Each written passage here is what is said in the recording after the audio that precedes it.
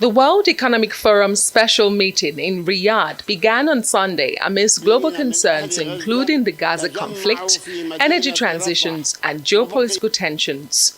During the plenary session titled A New Vision for Global Development, IMF Managing Director highlights the need for reforms to address weak growth rates and significant divergences. We face two very serious problems. The first one is the one that you outlined.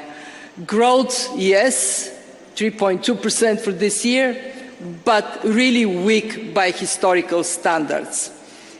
And two, significant divergence across the world. Some countries doing really well and others falling behind. To remove President Bola Tinubu, in his remarks, addressed the economic policies implemented since assuming office, especially focusing on the contentious issue of subsidy removal. He emphasized the government's commitment to mitigating the impact on vulnerable populations while justifying the currency management as crucial measures to eliminate arbitrage and corruption.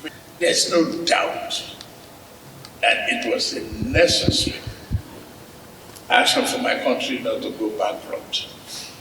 One, to reset the economy and the pathway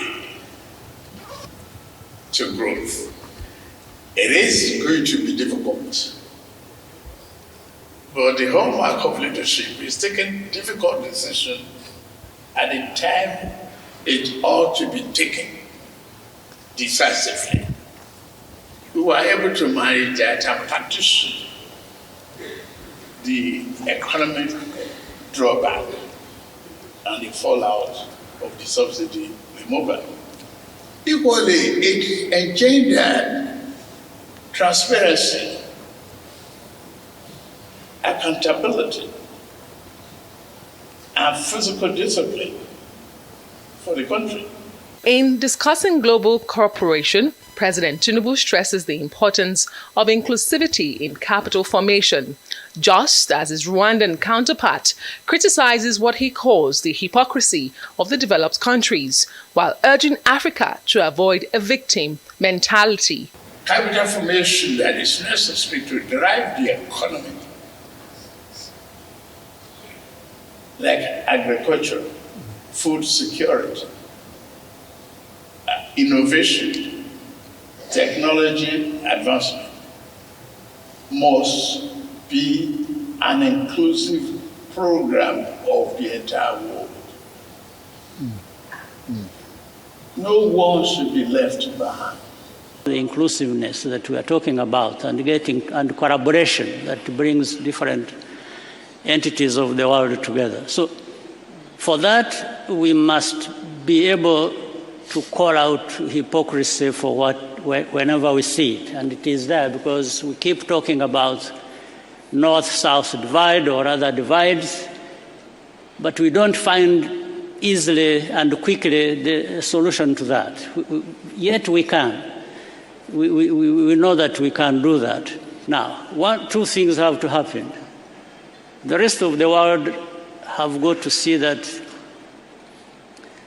this is an important place to invest with and invest in. That's one. Second is for Africa itself to avoid any victim mentality and start raising ourselves to the level where we should be, in fact, where we are.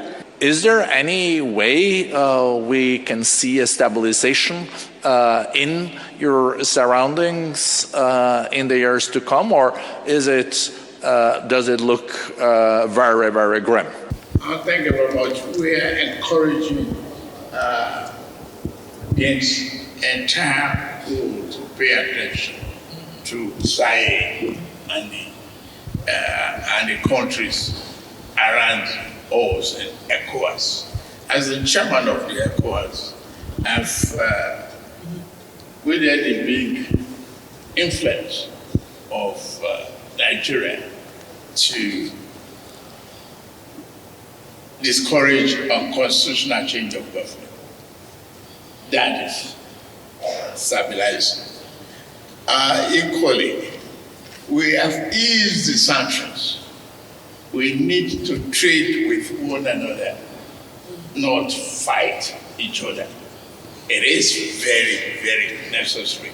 As the world paid attention to the poverty level of Sahel and the rest of ECOWAS, are we going to play only a big brother's role in a talk show without necessary action? The forum, themed Global Collaboration, Growth and Energy for Development, has gathered leaders from various sectors to discuss global development strategies.